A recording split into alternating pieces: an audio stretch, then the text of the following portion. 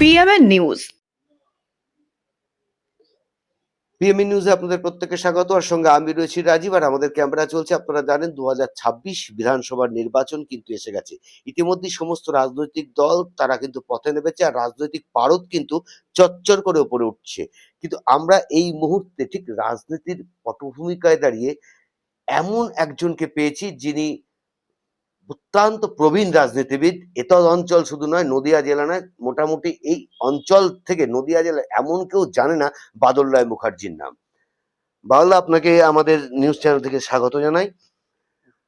দীর্ঘদিন আপনি রাজনীতি করেছেন কংগ্রেসেই বাদল রায় মুখার্জি, সেখান থেকে তৃণমূল কংগ্রেস বাদল রায় মুখার্জি। অনেক তাবৎ সাংবাদিকেরও এই তৃণমূল কংগ্রেস নেতা বাদল রায় মুখার্জি বলতে কোথায় যেন এটা বাদে। আপনার কোথাও বাদছে না? না, বাজছে না, যেহেতু আমি আমার যেখানটা বসে আছি এই বাড়িটা আমার বাবা কংগ্রেসের অনেক বড় নেতা ছিলেন, এবং আমরা দেখেছি, আমার চোখে পড়েছে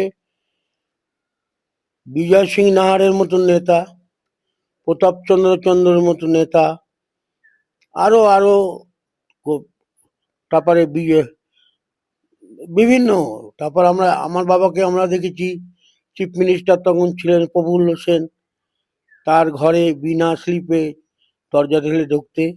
এই বাড়িটা চিরকালই কংগ্রেসি বাড়ি, এবং এদত অঞ্চলে সকলেই জানে যে এই বাড়িটা গোপাল রায় মুখার্জি আমার বাবার নাম, এবং আমার থেকে অনেক বেশি পপুলার উনি ছিলেন, অনেক বেশি কাজের মানুষ ছিলেন।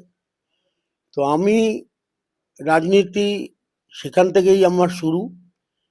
তো সেই রাজনীতি করতে করতে ছাত্র জীবন আমরা বিভিন্ন এর মধ্যে দিয়ে সেরেছি।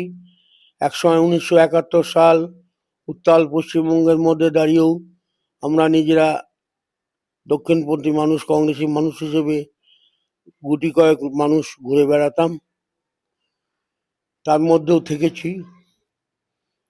1972 সালে পরিবর্তনের পরে 1976 সালে এই এতদিন মোটামুটি কংগ্রেসের মধ্যেই চলছি, কংগ্রেসের মধ্যে রয়েছি, কংগ্রেসই করছি। কংগ্রেস ছাড়া এখানে তো কিছু করার উপায় নেই, কারণ এই বাড়িটা কংগ্রেসই বাড়ি, স্টিল টুডে, আজ অবধি সেই হিসেবেই খ্যাত। আর একটু আগে যে কোশ্চেনটা আপনি করলেন, যে সকলে যেন কেমন একটা বাঁধে যে বাদল রায় মুখার্জি তৃণমূলের নেতা, কিন্তু কংগ্রেস নেতা বলতে প্রত্যেকে অভ্যস্ত ছিল, এটা ঘটনা। কিন্তু বিষয়টা হচ্ছে 1976 সালে আমার সাথে আমার যে নেতা, এখনো সে আমার নেতা বা আমার বন্ধু, নদীয়া জেলার অনেক নাম করা মানুষ শঙ্কর সিং এর পরিচয় ঘটে। আনন্দমোহন বিশ্বাস তখন মন্ত্রী ছিলেন, আনন্দমোহন বিশ্বাসের মাধ্যমে তার সাথে পরিচয় ঘটে। তারপরে রাজনৈতিক বিভিন্ন কারণে আনন্দমোহন বিশ্বাস থেকে আমরা সরে আসি। তখন সামনে এসে অত্যন্ত যোগ্য নেতৃত্ব হিসেবে শঙ্করবাবুই দাঁড়িয়েছিলেন, এবং আমরা শঙ্করবাবুর নেতৃত্বেই চলি। তিনি কংগ্রেস করতেন, কংগ্রেসের নেতা হিসেবে খ্যাত ছিলেন সারা বাংলায়, শুধুমাত্র নদিয়া না, সারা বাংলাতে খ্যাত ছিলেন। আমি তার সঙ্গে অত্যন্ত নিবিড়ভাবে চলবার সুযোগ পেয়েছিলাম। তো যাই হোক, 2017 সালে উনি আমাদের সাথে আলোচনা করলেন যে পরিবর্তনশীল অবস্থার মধ্যে তৃণমূল কংগ্রেস করবেন। আমরা এইভাবে নেতৃত্বকে সম্মান দিতাম, এইভাবে নেতৃত্বের কথা ফলো করতাম, যেটা শিখে এসেছি প্রথম থেকে। যে নেতৃত্ব যেখানে যাচ্ছে আমরাও সেখানে গেছি। 2017 সালে আমরা তৃণমূল কংগ্রেসে জয়েন করেছিলাম, অদ্যাবধি তৃণমূল কংগ্রেসই করছি। তার মধ্যে আমি 2008 সালে কংগ্রেস করতাম, তখন সিপিএমের অনেক বড় নেতাকে হারিয়ে পঞ্চায়েত সমিতিতে আমি মেম্বার হয়েছিলাম, তার সার্টিফিকেট আমার এইটা। এই কংগ্রেস করার সুবাদে ভারতবর্ষের প্রধানমন্ত্রী, তখন রাজীব গান্ধী প্রধানমন্ত্রী ছিলেন, আমার এই কাজের জন্যে ওনার এই চিঠিটা আমি পেয়েছিলাম। তা আমি কাজের মধ্যে থেকে কাজটাকে ভালোবেসে আমি এখনো দাঁড়িয়ে আছি। এখনো শিমুরালি বা আশপাশের এলাকার মানুষ জানে, আমি কাজটা জানি। আপনি দীর্ঘদিন রাজনীতি করছেন, রাজনীতির সঙ্গে জড়িত, কংগ্রেস থেকে তৃণমূল কংগ্রেস, মানে কংগ্রেসই ঘরানা, ডানপন্থীর ঘরানাতেই রয়েছেন। আমি সমস্ত রাজনৈতিক দলের যে যারা নবীন রাজনীতিবিদরা এসছেন, আপনাদের সময়ের রাজনীতি আর এখনকার রাজনীতির মধ্যে যেন একটা অনেকটা ফারাক দেখতে পাই। বিভিন্ন জায়গায় হিংসা দেখছি, এমনকি ঘরে ঘরে পর্যন্ত দেখছি রাজনীতি নিয়ে একটা প্রতিহিংসার সৃষ্টি হচ্ছে। কখনো ময়দানে নামছে, কখনো থানায় যাচ্ছে, কখনো রক্তাক্ত হচ্ছে। আপনি এই রকম রাজনীতিটা বা যে নবীন রাজনীতিবিদরা যারা আছেন তাদের কি বলবেন? ব্যাপারটা হচ্ছে, আমরা রাজনীতিটা করতে গেলে বিশ্বাসযোগ্যতাটাকে বাড়াতে হবে। আমরা যেটা করেছি, নেতৃত্ব যে আদেশ বিদেশ বা নির্দেশ দিয়েছেন, আমরা সেটাকে অক্ষরে অক্ষরে পালন করেছি। হয়তো এখন সেখানে কিছু হয়তো ফারাক হচ্ছে। আর সব থেকে বড় কথা, এখনকার যে নবীন যুবকরা, এরা এককভাবে এগোতে পারবে না যদি প্রবীণদের সাথে কোঅপারেশন না করে।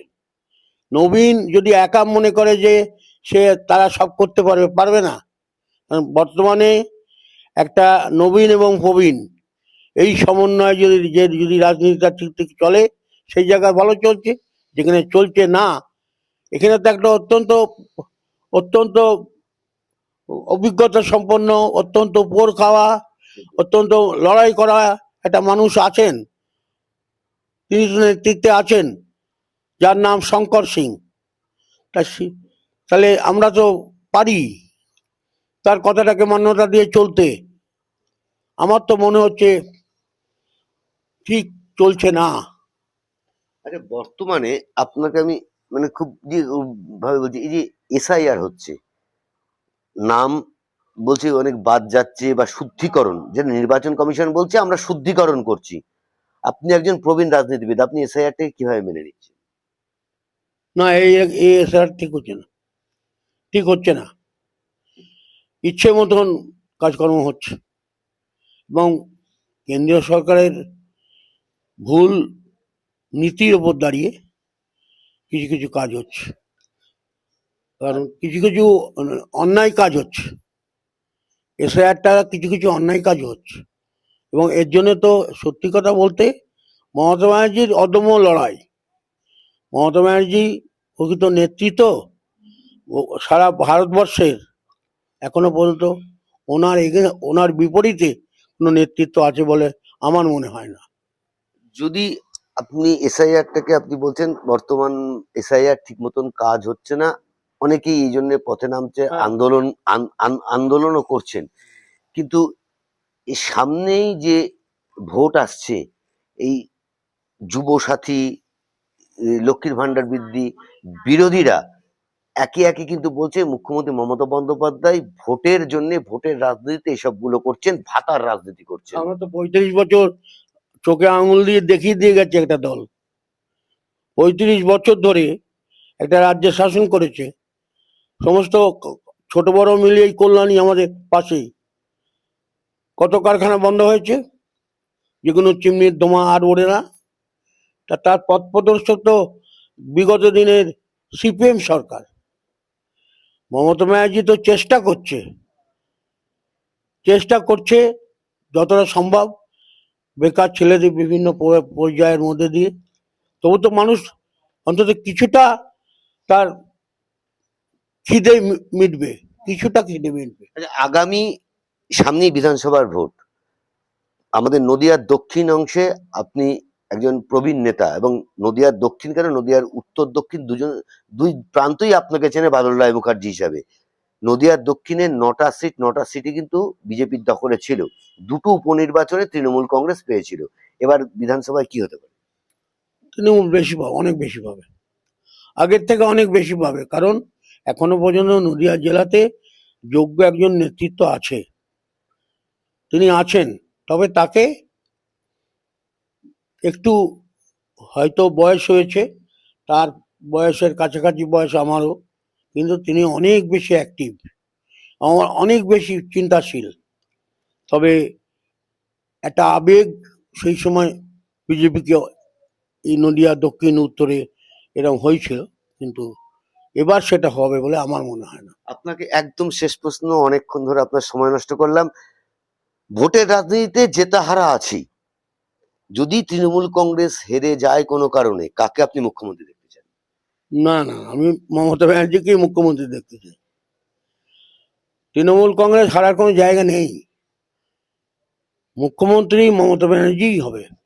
আমরা অনেকক্ষণ ধরে কথা বললাম প্রবীণ নেতা বাদলরায় মুখার্জি মহাশয়ের সঙ্গে। তিনি কিন্তু বললেন যে কোনো রকম ভাবেই মমতা বন্দ্যোপাধ্যায়কে হারাতে পারবে না, মমতা বন্দ্যোপাধ্যায় আবারও মুখ্যমন্ত্রী হবেন এবং নদিয়ায় বিপুল ভোটে এবার কিন্তু আবারও তৃণমূল কংগ্রেস আসবে বিজেপিকে পুরোপুরি ধরাশায়ী করে। প্রকৃতপক্ষে কি হয় সব নিয়ে আমাদের ক্যামেরা চলছে বিভিন্ন প্রান্তে। চোখ রাখুন নদিয়ার শিমরালি থেকে। ক্যামেরায় বিশ্বরূপের সঙ্গে right Chatterjee report, PMN news Bangla. जनहित से जुड़ी खबरों के लिए PMN न्यूज को लाइक करें, शेयर करें और चैनल को सब्सक्राइब जरूर करें।